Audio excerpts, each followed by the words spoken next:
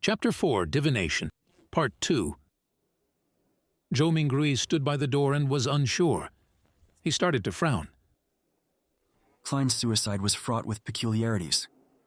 Would he encounter any accidents if he were to leave just like that? After some deep thought, Zhou Mingrui returned to his desk and pulled open the drawer. He then took out the shimmering brass revolver. This was the only defensive weapon he could think of, and it was the only weapon with sufficient power. Although he had never practiced shooting, just pulling such a revolver out would definitely daunt anyone. He caressed the revolver's cold metal before stuffing his revolver into the pocket where his notes were. He clasped the money in his palm as his fingers pressed onto the gun's handle. It was perfectly concealed. Feeling secure, he who knew a little of everything suddenly had a worry. What if I end up misfiring? Being deluged with such a thought, Zhou Mingrui quickly thought of a solution. He drew the revolver and released the cylinder. He then aligned the empty chamber, which was a result of the suicide, along the gun's hammer before closing it. This way, even if there was a misfire, he would discharge an empty round. After stuffing his revolver back into his pocket, Zhou Mingrui kept his left hand there. He pressed down on his hat with his right hand and pulled open the door before leaving. The corridor during the day remained dim, as limited sunlight shone in from the window situated at the end of the corridor. Zhou Mingrui quickly went down the stairs and left the apartment before taking in the brilliance and warmth of the sun. Although it was almost July, it was still considered the middle of summer. However, Tingen was situated north of the Loan Kingdom, so it had unique climate characteristics. The highest annual temperature was not even 30 degrees Celsius on Earth, with even cooler mornings. However, the streets were awash with filthy water and strewn junk. From Klein's memories, this was not a rare sight in low-income communities, even if there were sewers. After all, there were just too many people, and people needed to survive. Come and try our delicious roasted fish, hot and fresh oyster soup. Drink a bowl in the morning and feel invigorated all day. Fresh fish from the port for just 5 pence apiece. The mobile hawkers who sold vegetables, fruits, and hot food shouted along the streets as they beckoned the rushing pedestrians. Some of them would stop and carefully compare before purchasing. Others would impatiently wave their hands as they had yet to find work for the day. Zhou Mingrui took in a whiff of the air that mixed both noxious and fragrant aromas.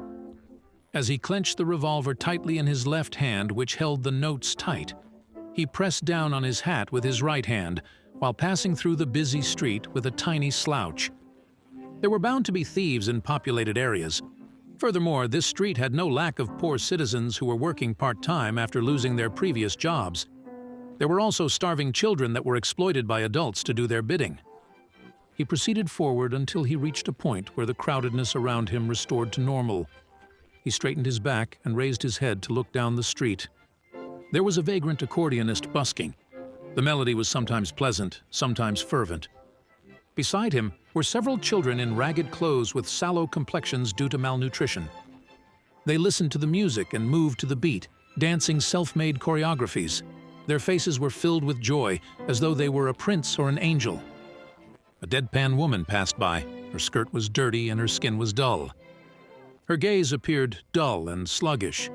Only when she looked at the bunch of children did a faint glow flash. It was as though she had seen herself from 3 decades ago. Zhou Mingrui overtook her and turned into another street before stopping at Smyron Bakery. The owner of the bakery was a 70-plus-year-old granny named Wendy Smyron. Her hair was completely grayish-white, and she always wore a genial smile. From the beginning of Klein's memories, she had been here selling bread and pastries. The Tingen biscuits and lemon cakes she bakes are very delicious. Zhou Mingrui gulped a mouthful of saliva and smiled. Good morning, Mrs. Smyron. I need 8 pounds of rye bread. Oh dear, Klein, where's Benson? Is he not back? Wendy asked smilingly. In a few more days, answered Zhou Mingrui vaguely. As Wendy took the rye bread, she sighed. He sure is a hard-working lad. He will have a good wife. Upon saying this, The corners of her lips curled up as she said playfully, All is good now. You have already graduated. You are a history graduate of our Koi University. Oh, you will soon be able to earn money. You should not be staying in the apartment you're currently living in. At the very least, you should have a bathroom you can call your own. Mrs. Smyron, you seem to be a young and energetic woman today. All Zhou Mingrui could do was respond with a dry smile. If Klein were to successfully pass his interview and become a lecturer at Tingen University, it was true that his family would immediately be pushed up to a higher socioeconomic status. In his memory fragments, he had once fantasized about renting a detached house in the suburbs. Upstairs, there would be 5 or 6 rooms, 2 bathrooms, and a huge balcony.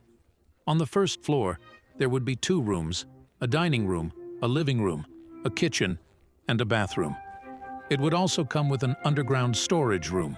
This was not a wishful dream. Even a lecturer on probation at Tingen University would have a weekly salary of 2 gold pounds. After the probationary period, the salary would be raised to 3 gold pounds and 10 solely. One had to know that despite working for so many years, Klein's brother, Benson, only had a weekly salary of 1 pound and 10 solely. Ordinary workers at a factory did not even get a pound, or, at best, a little more. And rent for a bungalow was about 1 to 2 pounds. This is the difference between earning 3,000 wen and earning 15,000 wen a month. Zhou Mingrui mumbled to himself. However, all of this was under the premise that he passed either the Tingen University or Backland University interviews. There were not many other opportunities.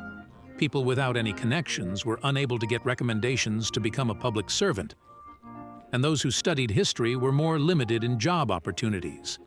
There was not much demand for private consultants from the aristocrats, banks, or industrial magnates. Taking into account that the knowledge Klein grasped was fragmented and incomplete, Zhou Mingrui felt awkward and guilty towards Mrs. Smyron's expectations of him. No, I've always been this young. Wendy answered humorously. As she spoke, she packed the 16 rye bread she had weighed into the brown paper bag that Zhou Mingrui had brought. She stretched out her right hand and said, 9 pence. Every rye bread weighed about half a pound as differences were inevitable. 9 pence? Wasn't it 11 pence 2 days ago? Zhou Mingrui asked subconsciously. It cost 15 pence the month before the previous month. You have to thank the people who protested on the streets for the repeal of the Grain Act. Wendy said as she shrugged. Zhou Mingrui nodded in vague acknowledgement. Klein's memories regarding this were incomplete. All he remembered was that the core tenet of the Grain Act was to protect the prices of domestic agriculture products. Before the prices rose to a certain level, grain imports from southern nations like Feinepotter, Massine, Lemberg were stopped. Why would people protest the act? Without saying much, Zhou Mingrui, afraid he would end up pulling out the revolver, carefully took out his notes and handed one of them over to Mrs. Smyron. He was given 3 copper pence in change. Stuffing them into his trouser pocket, he took the paper bag containing the bread and headed for the lettuce and meat market across the street. He was working hard for the mutton stewed with peas his sister had exhorted. There was a municipal square at the intersection of Iron Cross Street and Daffodil Street. Many tents were erected there, and clowns dressed in odd and funny attires were distributing flyers. I wonder if there's a circus performance tomorrow night. Zhou Mingrui glanced at the flyers in the hands of others as he read their contents under his breath. Melissa would definitely like it. However, how much is the entrance fee? With that thought, Zhou Mingrui went closer. Just as he was about to ask a clown with a red and yellow painted face, a hoarse woman's voice sounded from beside him. Would you like to try a divination?